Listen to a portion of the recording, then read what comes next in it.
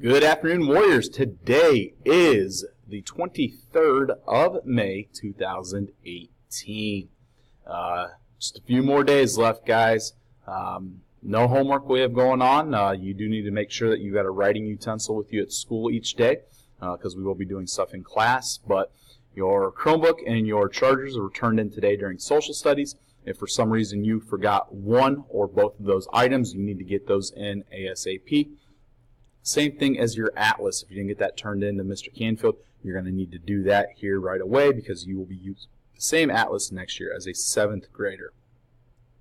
Kickball teams will be announced tomorrow on Thursday, and then you will be asked to wear the color for the team that you are on for our kickball tournament on Friday. Remember, we'll also be doing an awards program during second period on Friday, and that's about it. Make it a great one.